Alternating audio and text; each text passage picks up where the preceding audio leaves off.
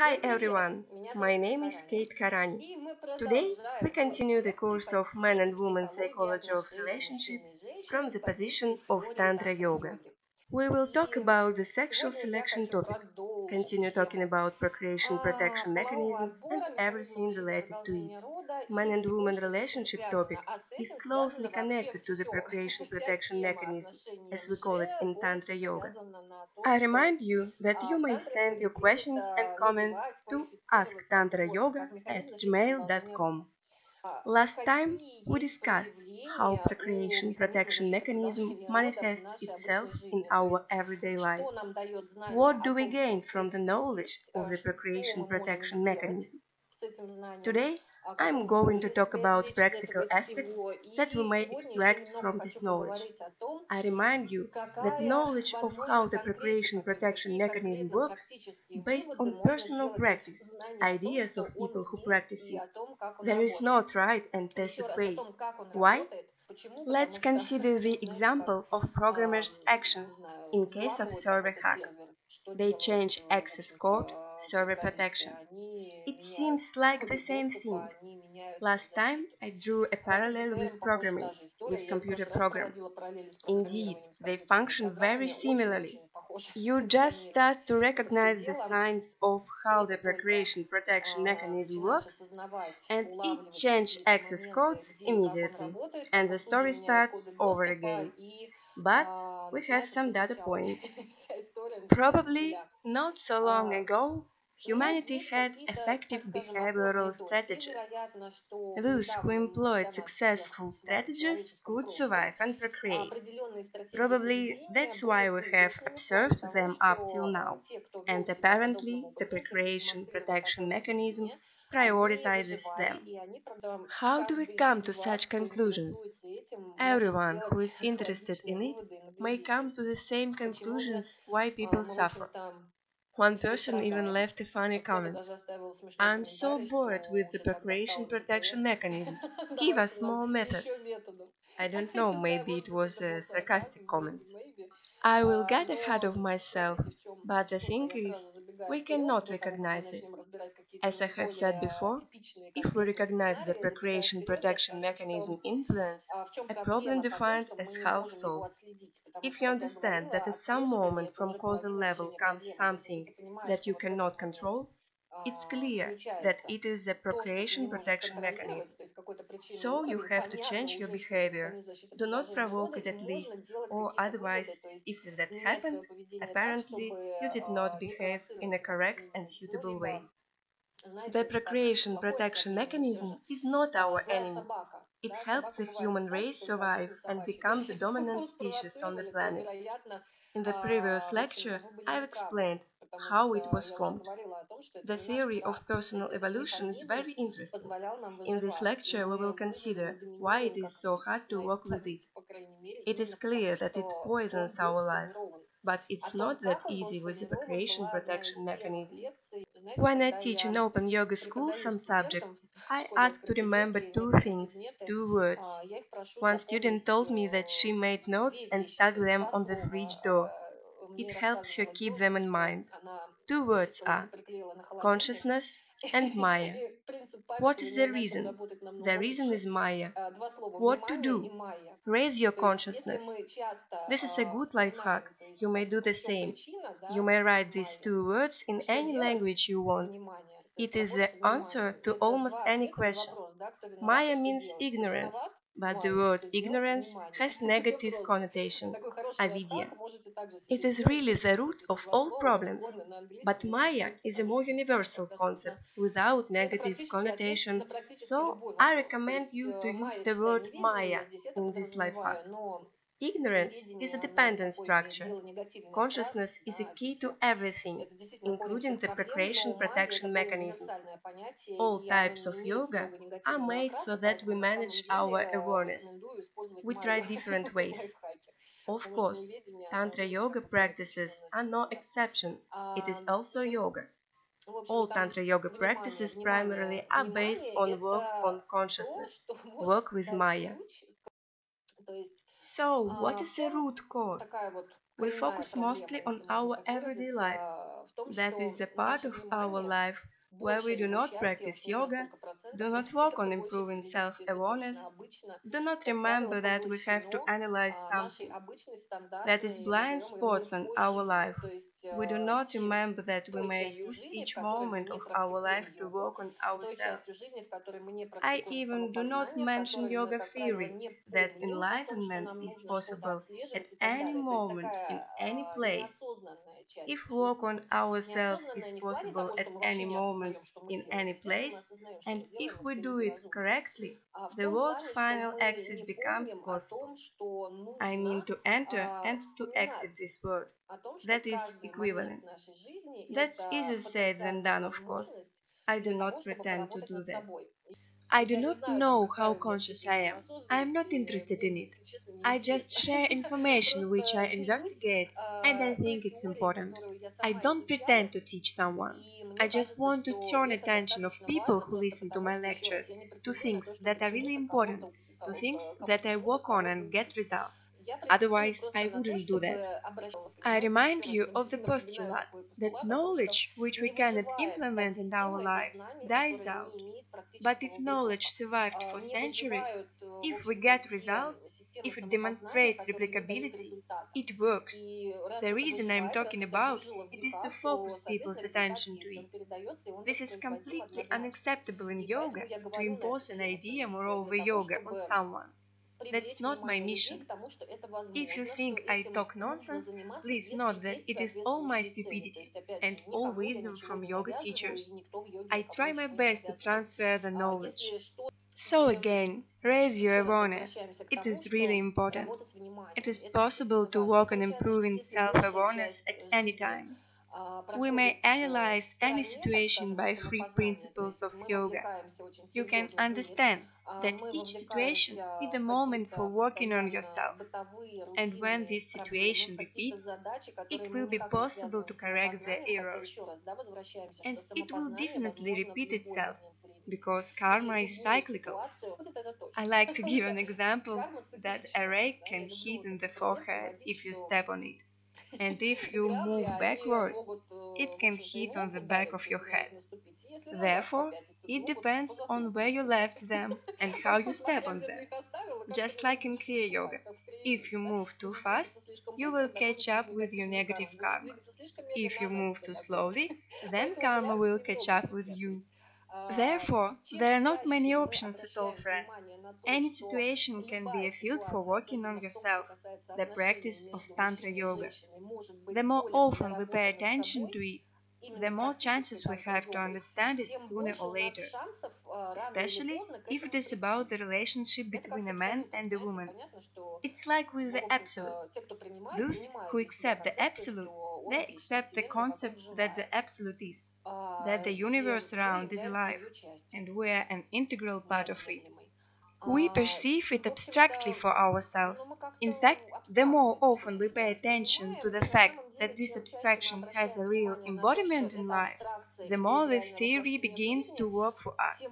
The more we are able to control this Maya and dispose of our own prana.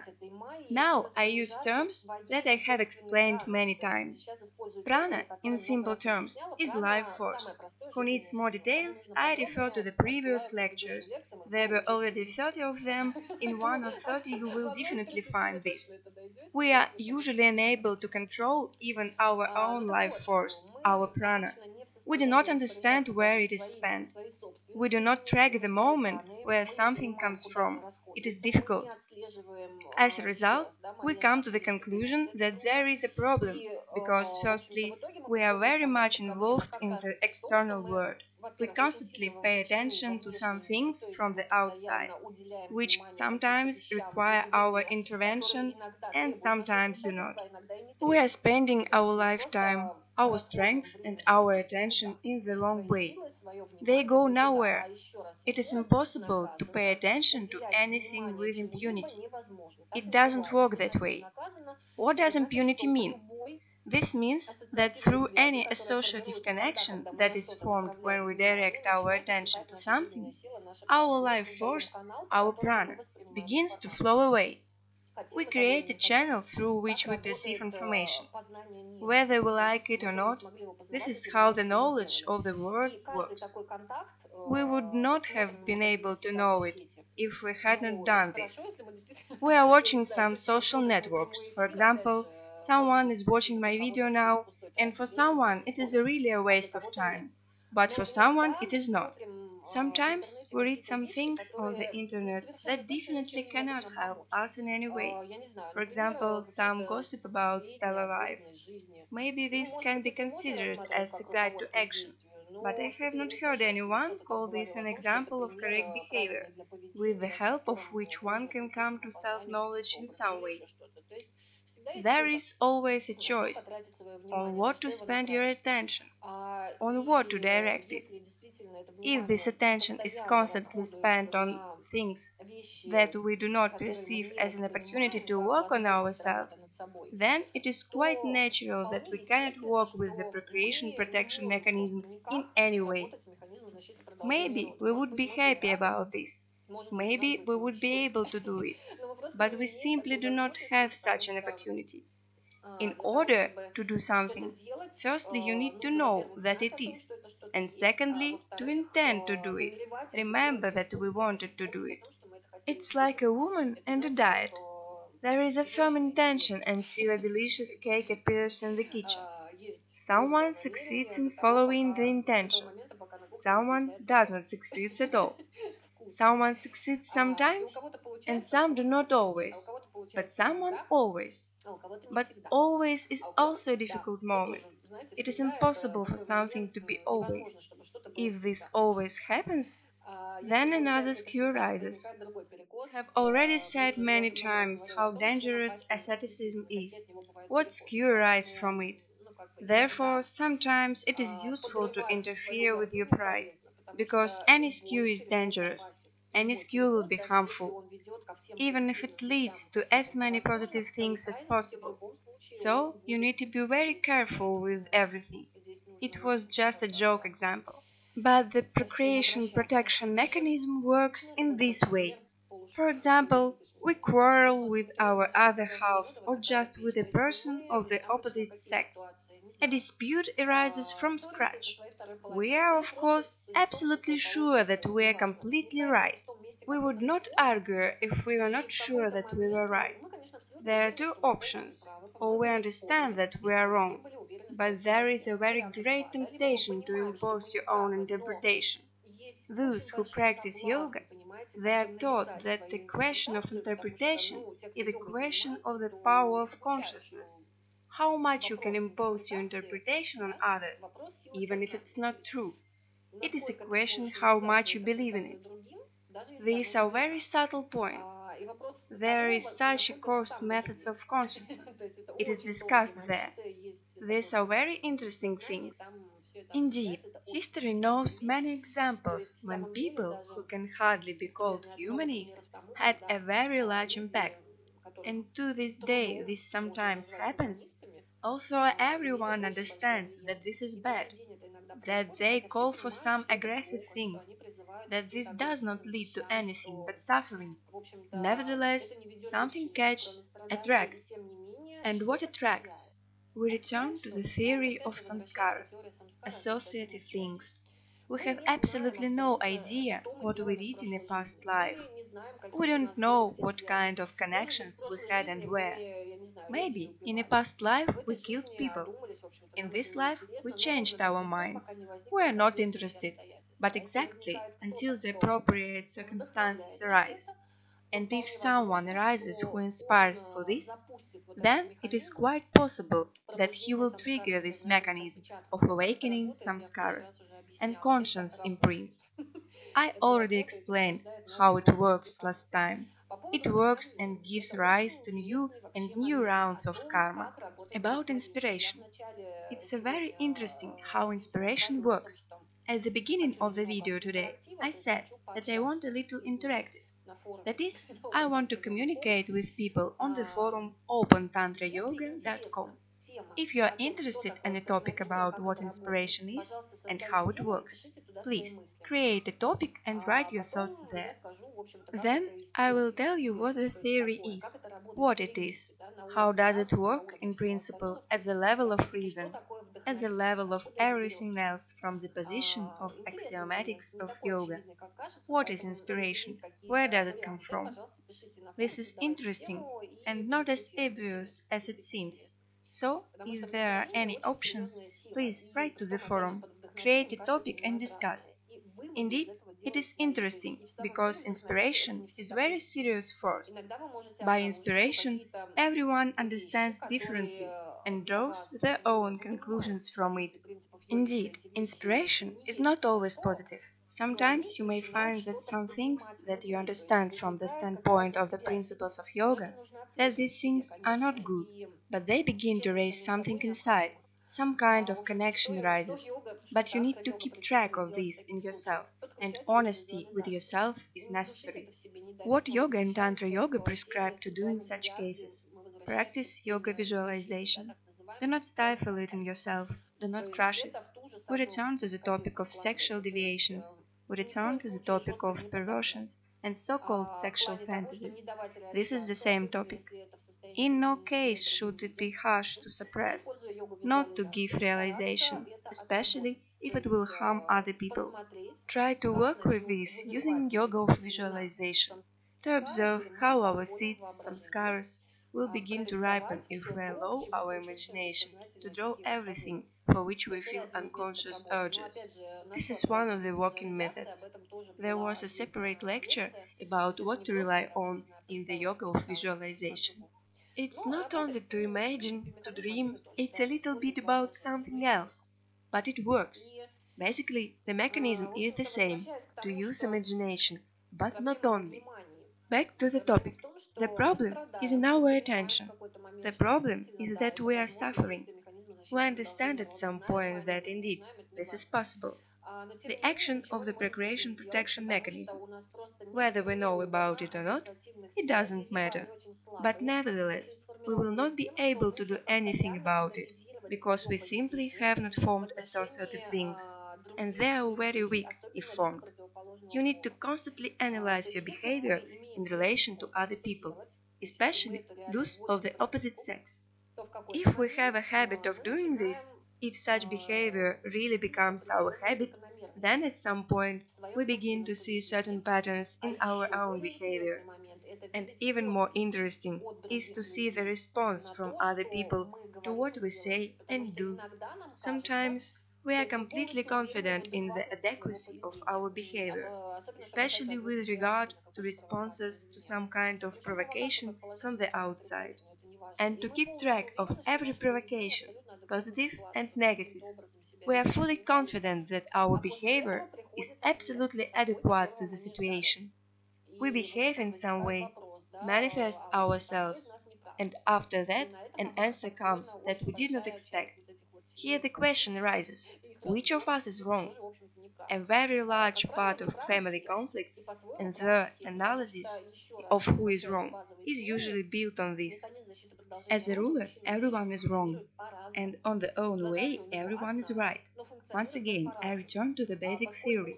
The procreation protection mechanism in man and woman functions differently. It has one task, but it functions in different ways. We are arranged in a single image and likeness, as they say. Nevertheless, the strategies of behavior of men and women are different.